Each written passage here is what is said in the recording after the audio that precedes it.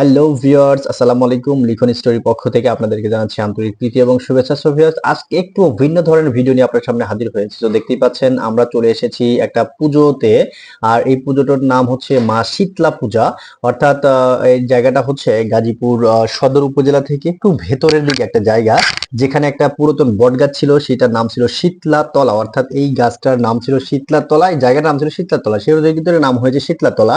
So viewers, এখানে কিন্তু এক কোপে বলিদানের মাধ্যমে কিন্তু বিপদ তারিণী যে অনুষ্ঠানটি রয়েছে সেটা কিন্তু করা হয়। তো দেখতে পাচ্ছেন অসংখ্য খাসির মাথা এখানে রাখা হয়েছে দেখতে পাচ্ছেন, এবং বিভিন্ন পূজা অর্চনার মাধ্যমে দিয়ে কিন্তু এই জায়গাটাতে প্রতি বছরই পালিত হয় এই শীতলা পূজা। সো গ্রামের মানুষের যে ধারণাগুলো আছে সেগুলো আমরা যদি তাদের মুখ থেকে শুনি যে কেন আসলে এই পূজাটা করা হয়, অনেকে জানাচ্ছেন তাদের মনের অনুভূতি। সো শুনি আমরা সেগুলো।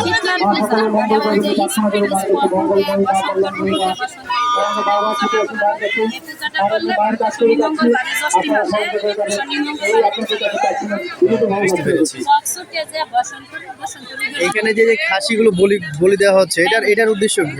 এটার উদ্দেশ্য হচ্ছে মানসিক করে, যেমন বেশি পক্স উঠছে এটা ভালো হওয়ার জন্য কাটা মানসিক করে পরে কন্যা যায়, এর জন্য কাটা বলি দেওয়া। এখানে একটা বড় বট গাছ ছিল নাকি আগে? এটা জাগ্রত পূজা। আর দীর্ঘ 15 বছর ধরে যুক্ত আছেন যিনি এই কাজের সাথে, তার সাথে যদি একটু কথা বলি, তিনি বলছেন যে কথাটি। এখানে প্রতি বছর আমাদের জন্য লাগে সেই বিটি ঠাকুরকে স্বপ্ন পাওয়া স্বপ্নে এলাকায় বইরা গেছিল, তখন মা এটার স্বপ্ন দেখেন যে আমার এখানে পূজা করো, এই বইটা করো, আমার সব ঠিক হবে। এখানে হিন্দু মুসলমান আর ভিউয়ার্স, এখন আমরা দেখবো যে কিভাবে মানুষ তাদের যে মানত বা ইচ্ছা থাকে যে আসলে আমি একটা খাসি বা একটা পাঠা বলিদান করবো, তো সেই উদ্দেশ্যে কিন্তু প্রতিদিন মানে প্রতিদিন আসছে অসংখ্য খাসি অথবা পাঠা। আর সেগুলোকে কিন্তু বলিদানের মাধ্যমে যে তাদের যে বিপদ তারিণী বা বিপদকে দূরীভূত করা, সেই অনুষ্ঠানে কিন্তু চলছে এই মুহূর্তে। দেখতেই পাচ্ছেন ওই যে আমাদের সামনে রয়েছে এই গাছটি, অর্থাৎ শীতলা তলা। এইটা সেই শীতলা তলা। আর এই যে যাদেরকে দেখতে পাচ্ছেন তারা এই পেশার সাথে দীর্ঘদিন যাদের যুক্ত আছেন, তারা তাদের অনুভূতির কথা বলেছেন। এবং আমরা যতটুকু জানতে পেরেছি যে ব্রিটিশ আমলে এক সময় কিন্তু এই জায়গাটাতে মানুষের শরীরে পক্স অথবা যে হাম বলে বা বসন্ত বলে, এই যে এই রোগে কিন্তু ভরে যেত। সো ওই সময় কিন্তু আসলে ওইটা যাদের দূরীভূত হয় বা সেরে যায়, সেই উদ্দেশ্যে কিন্তু বলিদান করা হতো। সেটার ধারাবাহিকতায় কিন্তু এখনো প্রচলিত আছে এই শীতলা পূজা। সো দেখতেই পাচ্ছেন একটা খাসিকে কিন্তু এই মুহূর্তে রেডি করা হচ্ছে বলিদানের উদ্দেশ্য।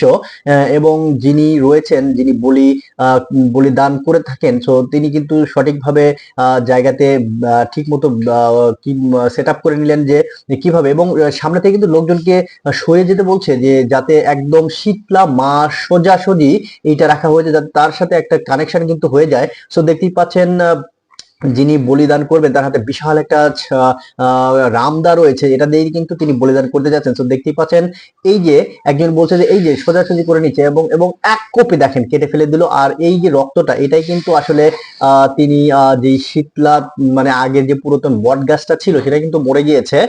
এটাই কিন্তু উনি নিয়ে গিয়ে রক্তটা ওখানে যে ফুলিঙ্গ হচ্ছে সেই রক্তটা কিন্তু ওখানে দিয়ে দিচ্ছেন। তো দেখতেই পাচ্ছেন মানে অসাধারণ একটা সামাজিক কার্যকলাপ কিন্তু এই মুহূর্তে দেখতে পাচ্ছেন। বাংলাদেশে কিন্তু বিভিন্ন ধর্মের মানুষ বসবাস করে, আর এই সম্প্রীতির কারণে কিন্তু বাংলাদেশে এখনো পর্যন্ত বিভিন্ন ধর্মের একসাথে বসবাস করে। সো ভিউয়ার্স, দেখা হবে নতুন আরেকটা ভিডিওতে। ভালো